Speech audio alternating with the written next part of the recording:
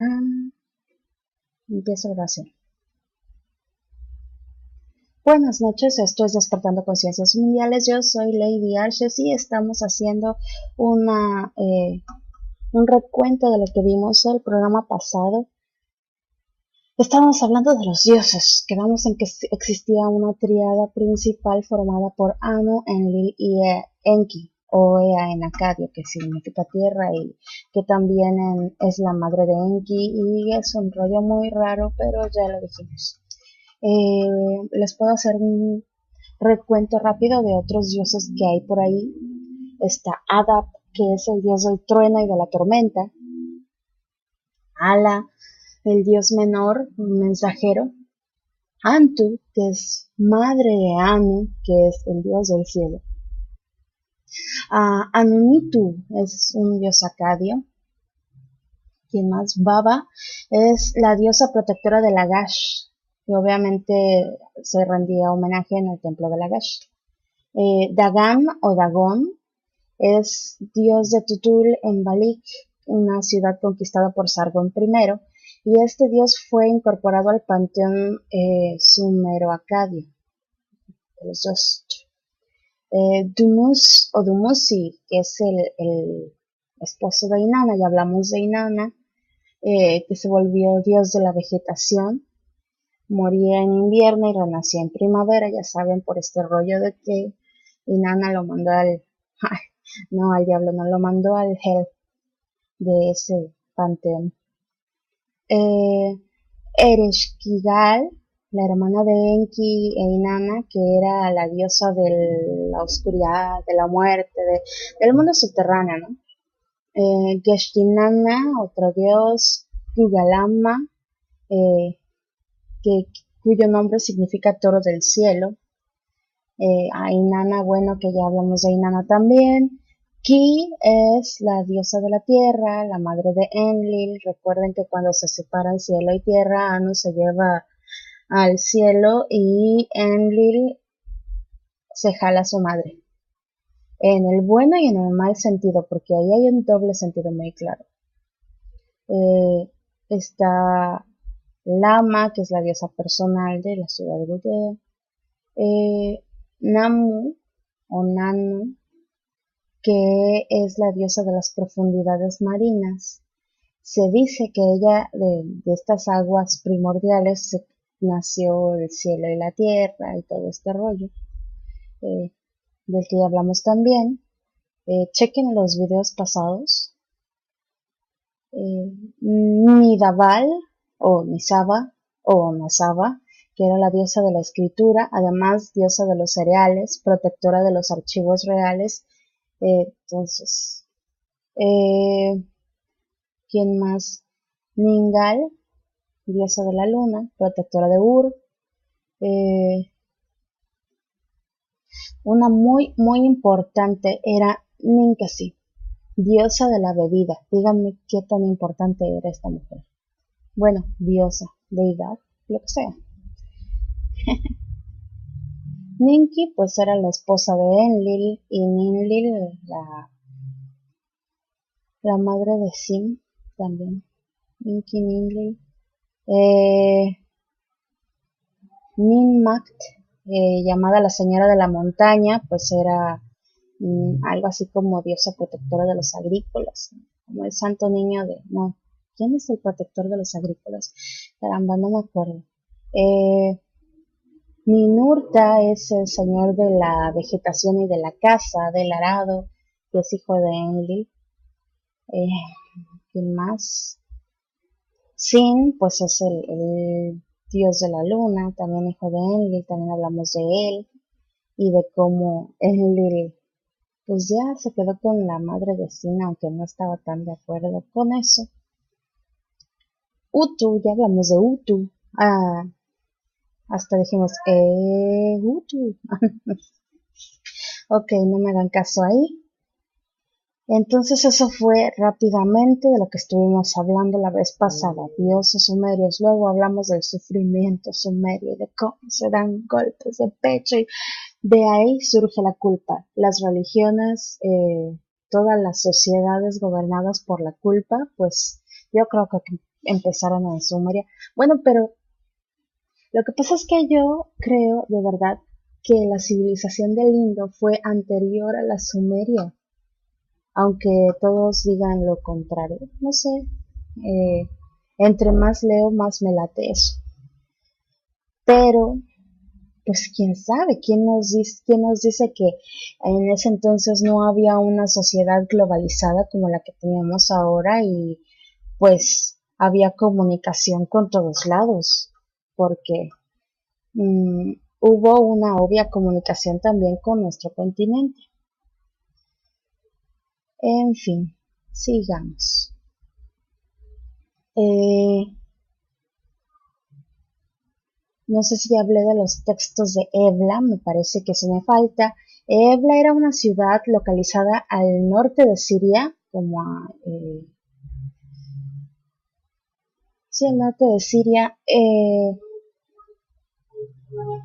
El sitio se conoce hoy como Tel Mardik, famoso Tel Mardik, y es muy famoso precisamente por los archivos de más de 20.000 tablillas cuneiformes que se datan alrededor del 2250 a.C. Las tablillas están escritas en sumerio y en un idioma que se ha dado por llamar heblaíta, que es anterior al idioma semita y más o menos como el acadio. Lo más importante de las tablas de Ebla, o lo más destacable hasta el momento, es que tienen los nombres de los 3 profetas que se mencionan en la Torá. Recordemos que las tablas de Ebla son 1500 años más antiguas que la Torá. Aquí se pueden hacer comparaciones a modo de pregunta, como pues quién pasó a la Torá este contenido, quién se lo heredó, por qué se lo heredaron. Ya en el grupo estuvimos hablando de cómo eh, estos personajes se fueron desplazando por todo el mundo antiguo y fueron creando las civilizaciones modernas. Para los sumerios que observaban el cielo y conocían los ciclos de los eclipses lunares y todo esto, sus dioses estaban arriba y diferenciaban a los menores, llamados los Igigi o vigilantes, de los que se movían de forma distinta por los planetas, ¿no? Habían dividido el firmamento en 3 caminos. El inferior llegaba hasta el suelo y era dominio de Enki, de ahí que fuese el señor de la tierra. Como desde algunos lugares no se veía más que mar, los acadios lo llamaron Ea, o sea, el que tiene su casa en el agua. Los dioses sumerios, acadios y babilonios eran los mismos, a excepción del más grande de estos que se llamaba Marduk y era hijo de Ea y Enki. El camino central era dominio de Anu, el señor de las alturas o de los cielos, ya hablamos de Anu. Los babilonios tenían un compendio astronómico que llamaban Mulapin o estrella arado, y allí asignaron nombres a estrellas y constelaciones y los fueron poniendo separados dependiendo de estos 3 caminos.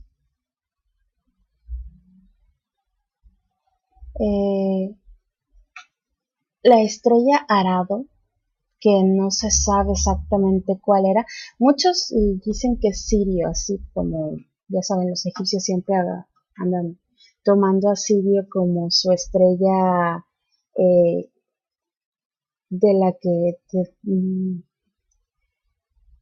de la que provenían, alrededor de la cual todo giraba, pues estos tenían una llamada estrella arado, pero no están seguros, historiadores teóricos no están seguros de si era también Siria. También recalquemos que tanto los sumerios, los egipcios, los olmecas, los mayas y otras culturas parecidas hablaban de los dioses del cielo y tenían una especie de sistema de estudio para la astronomía y un entendimiento más o menos claro de las constelaciones y los planetas. Se entiende, según, que los sumerios descubrieron la relación de nuestro Sol con las Pléyades. Las Pléyades, como sabemos, son un sistema de soles o estrellas que giran alrededor de una estrella central que se llama Alcyon. El Sol también forma parte de este conjunto. A nuestra galaxia entera, a la Vía Láctea, le toma 25.900 años completar una órbita alrededor de Alcyon. Por cierto, que es más o menos el tiempo que tardaban los reinados de los dioses antediluvianos, si recuerdan que hablamos de eso. Los planetas giran alrededor de nuestro Sol y nuestra galaxia gira alrededor de una galaxia mayor. Todo es un conjunto de galaxias. Y es bastante sorprendente que los sumerios hayan podido saber esto sin meternos con teorías alienígenas. Pero pues los mayas también hablaron en su momento de las Pléyades y la órbita que la Vía Láctea tenía, entre otras grandes civilizaciones. Ahora, el cúmulo de las Pléyades, también llamadas las Siete Hermanas, se toma como referencia en muchas culturas antiguas. El nombre corresponde en la mitología griega a las 7 hijas de Atlas y Pleione, que Zeus las coloca como estrellas. También en la Biblia hay una referencia a las Pléyades en Job 38-31, si alguien tiene su Biblia en la mano, yo sé que todos la tienen en la cabecera de su cama. Y los aztecas basaban su calendario en las Pléyades. Otra de las constelaciones muy nombradas por civilizaciones antiguas como la maya y la egipcia es Orión. Pues todas las civilizaciones a las que tenían, acceso no, pero las que podían conocer.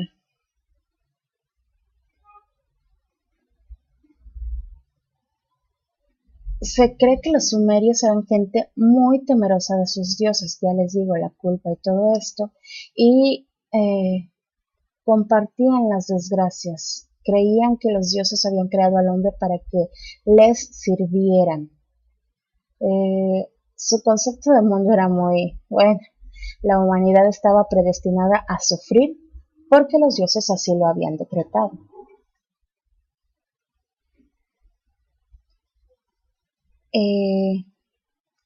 Algo interesante, en 1800, a finales de 1800, el investigador alemán Julius Wellhausen publica prolegómenos a la historia de Israel, y ahí él muestra evidencias sobre la relación de la Torá, de que Moisés no pudo haber escrito los textos del Pentateuco, los 5 primeros de la Biblia judía. Wellhausen defendía la hipótesis de que estos relatos que hablan de los Elohim o los seres brillantes, que por cierto son una equivalencia a los Anunnakis, procedían de fuentes más antiguas, que más tarde se identificarían como sumerias. Después de Wellhausen, los avances en la crítica textual de las religiones han convencido a muchos expertos e historiadores de que estos textos, en la forma en que nosotros los conocemos ahora, fueron tomados y adaptados de varias fuentes. Pues sí, ya sabemos que sobre todo nuestra religión judio-cristiana es una mezcla de chile, cebolla y tomate y todo, ¿no? El término Elohim es una palabra hebrea usada por judíos y eclesiásticos. Es la forma en que se denominaba a Dios, pero Elohim era el plural, es decir, dioses.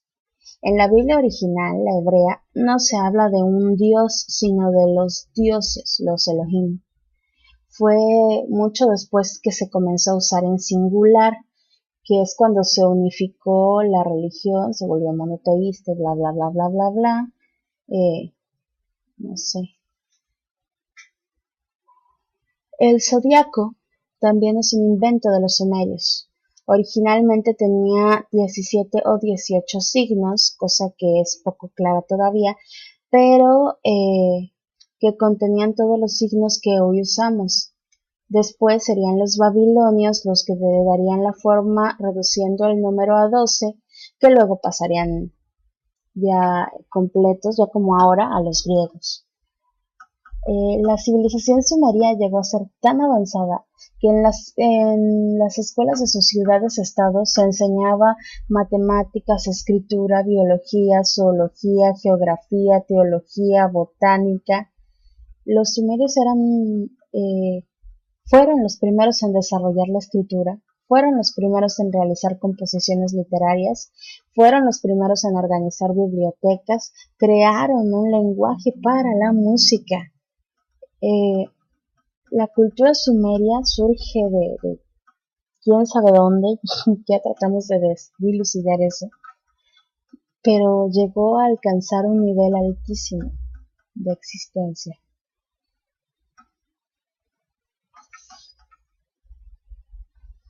Ahora podemos seguir encontrando otras similitudes, por ejemplo, con el ahora, ¿no? Que ellos tenían una trinidad de dioses mayores, ya hablamos de eso, que también existían dioses y diosas patronos o protectores de ciudades, pueblos, etcétera. Que Ki creó con la costilla de Enki a una diosa, a Ninti, que significa mujer de la costilla. Que Enki creó un lugar donde el hombre podía vivir sin miedo a los animales, serpientes, escorpiones, hienas, etc. Un lugar sin terror. Pero Enki descubre un comportamiento inadecuado en los seres humanos y los manda a volar, los expulsa del paraíso. La Biblia habla del Edén, que es una palabra de origen acadio,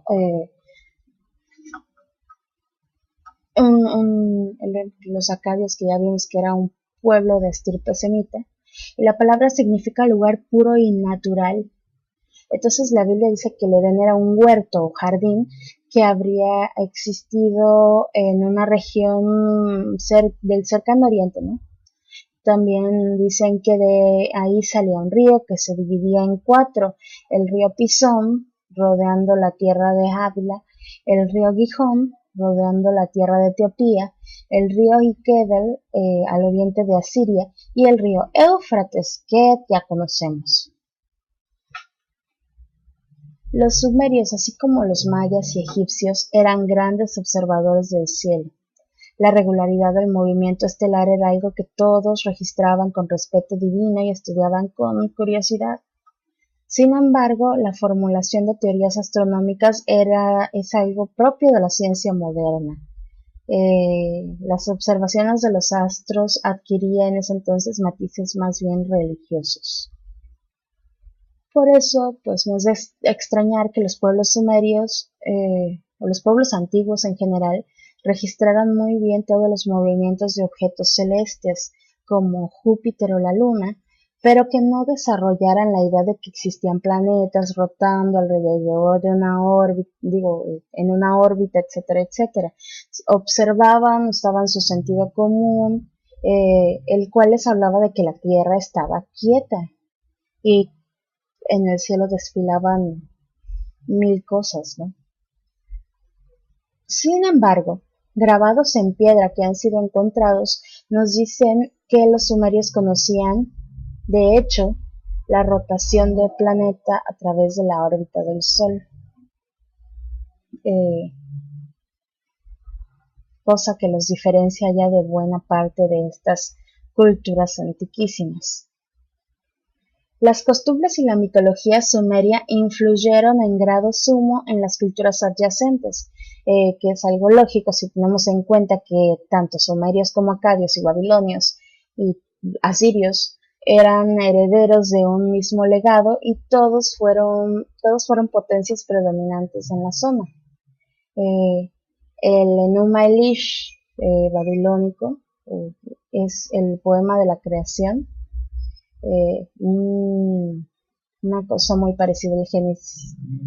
Y pues precisamente en el Génesis hay una especie de copias literales que si fuera en la actualidad en mi escuela lo hubieran acusado de plagio, el que escribió el Génesis y lo hubieran expulsado.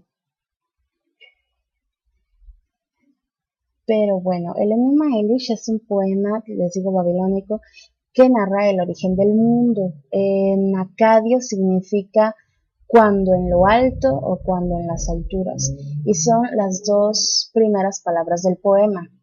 Eh, estaba en la biblioteca de Asurbanipal, ya hablamos de Asurbanipal y les enseñé una imagen donde estaba él cazando ahí imponente en su caballo y todo el rollo. Es un bajo relieve, me parece. Bueno, ahí en ese relato el héroe es el dios Marduk, ¿no? Que derrota al monstruo Tiamat y todo el rollo. El relato deja más o menos claro que Mumu era el ayudante de confianza y emisario de Apsu, que es una buena descripción de Mercurio, un planetita pequeño que gira rápidamente alrededor de su amo, ¿no? De hecho, esta era la idea que los antiguos griegos y romanos tenían del dios planeta Mercurio, un mensajero pequeño y rápido de los dioses. Hoy sabemos que el Enuma Elish es un compendio de leyendas más antiguas y de origen sumerio, como correspondería a toda buena creencia babilónica que se aprecie.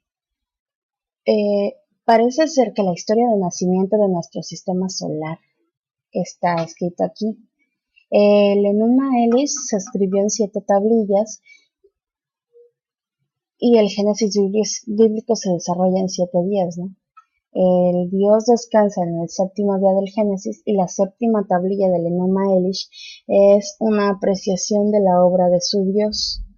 Se narra la construcción de Babilum o el pórtico de los dioses o Babilonia y su zigurat dedicado a Marduk, aunque originalmente lo era a Enlil.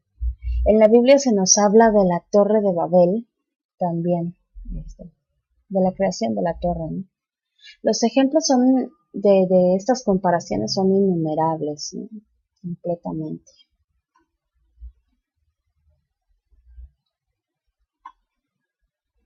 Estoy abriendo para ver si hay alguien por ahí.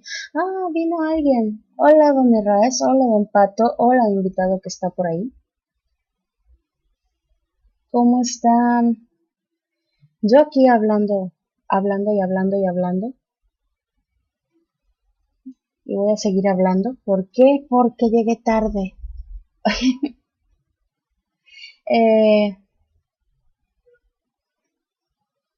¿Andan por ahí? ¿O nada más dejaron prendido eso? Buena luna creciente. Sí. ¿Y cuánto es luna llena? No sé. Ya necesito una luna llena regeneradora. En fin. Ahora hablemos de, bueno, creo que es el relato de estos lares más conocidos. Hablemos sobre el diluvio. El diluvio universal es el nombre de un mito que posteriormente se conoce como un acontecimiento narrado en el Génesis. Primero, en el primer libro de la Biblia, cuando se habla de la historia de Noé y el castigo enviado por Dios.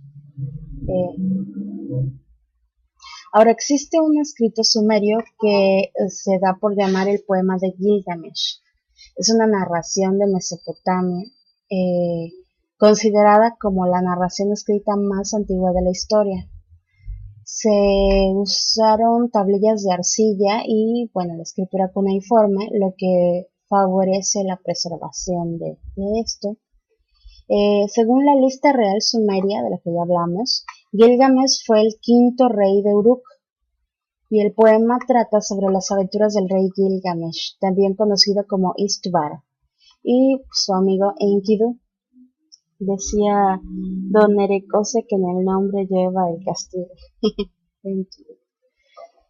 Pues sí, son las aventuras de estos dos cuates en busca de la inmortalidad. Una de las tablillas habla de un episodio muy parecido al de la Biblia sobre el diluvio, además de mencionar otra serie de detalles muy similares a los que podemos encontrar en la Biblia, como el árbol de la vida y todo esto. Pues bien, Según nos cuentan los sumerios en sus textos antiguos, Enki, señor de la tierra, quien es el creador de la humanidad, según lo que se cuenta en la leyenda épica acadia de Atrahasis, para liberar de su trabajo a los dioses, utilizó un homínido ya existente, el cual manipuló de alguna manera para hacerlo capaz de entender y satisfacer las necesidades de los dioses. Eh, pues bien, eh, ya sabemos, ¿no?, que los homínidos son una familia de primates que incluye al hombre y sus parientes cercanos, que, ay, ¿quiénes serían los orangutanes? Son unos, los chimpancés son otros, no sé, imaginen monos. Entonces Enki creó a la humanidad para que trabajara para los dioses. Ve, hablando sin rodear, ¿no? Para ello usa algún primate que modifica, muchos dicen que genéticamente, o cuando menos eso dice Parcer, dice en sus eh, conferencias estas que tiene. Tengo algunas dudas con Parcerisa, pero bueno, no hablemos de eso ahora. Podemos especular diciendo que de alguna forma ya existía vida en el planeta. ¿Quién la creó? Pues quién sabe. Pero, pues de acuerdo a los escritos sumerios, estos primates, estos seres primitivos, fueron modificados, se les dio inteligencia suficiente para trabajar y cumplir órdenes. Pero Enki no solo aparece como el creador humano, sino que más adelante en la historia sumeria es una especie de salvador, ya que es quien alerta a Ziusudra, el héroe de la mitología sumeria, protagonista del mito sobre el diluvio universal, que precisamente va a caer un diluvio enviado por los dioses para acabar con la humanidad. Entonces, este diluvio, pues como ya saben aquí, porque se ha hablado muchas veces, lo promueve Enlil, ¿no?, el Señor del Cielo, el aliento divino. Lo promueve Enlil ante la Asamblea Divina, aparentemente preocupado por la proliferación del género humano y su comportamiento ruidoso al cuchiplanchar. Enlil consigue convencer al resto de los dioses en la asamblea para que autoricen el exterminio de la humanidad. Esto da origen al relato de este diluvio y todo el rollo. Es interesante que este asunto de exterminar a la raza humana, por las razones que fuera, no solo aparece mencionado en las escrituras sumerias. Los mayas nos hablan en sus textos de algo muy similar. Los dioses que crearon al hombre no estuvieron satisfechos con ellos en más de una ocasión, por lo que lo exterminaban y volvían a crearlo, corrigiendo ciertos errores y así. Y es un proceso que repiten en varias ocasiones hasta que quedan más o menos conformes. Vamos a hacer una pausa, breve pausa. Ustedes sigan. Empiezo oración. Buenas noches, esto es Despertando Conciencias Mundiales. Yo soy Lady Arches y estamos haciendo un recuento de lo que vimos el programa pasado. Estábamos hablando de los dioses. Quedamos en que existía una tríada principal formada por Anu, Enlil y Enki, o Ea en acadio, que significa tierra y que también es la madre de Enki, y es un rollo muy raro, pero ya lo dijimos. Les puedo hacer un recuento rápido de otros dioses. Este dios fue incorporado al panteón sumero-acadio, de los dos.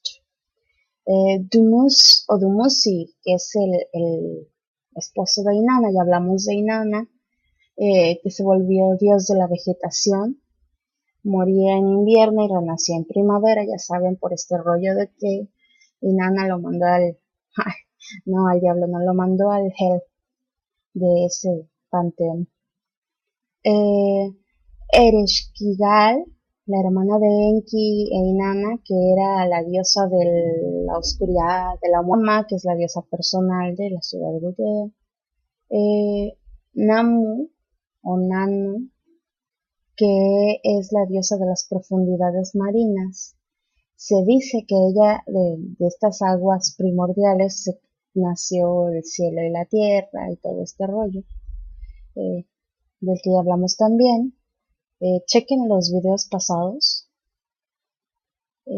Nidaval o Nisaba o Nasaba, que era la diosa de la escritura, además diosa de los cereales, protectora de los arroces que hay por ahí. Está Adap, que es el dios del trueno y de la tormenta. Ala, el dios menor, mensajero.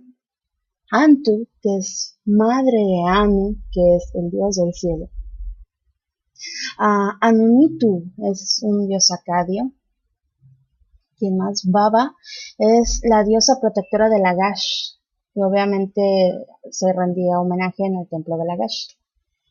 Dagam o Dagón es dios de Tutul en Balik, una ciudad conquistada por Sargón I, y es muerte del mundo subterráneo, ¿no? Geshtinana, otro dios, Gugalama, eh, cuyo nombre significa toro del cielo. A Inanna, bueno, que ya hablamos de Inanna también. Ki es la diosa de la tierra, la madre de Enlil. Recuerden que cuando se separan cielo y tierra, Anu se lleva al cielo y Enlil se jala a su madre.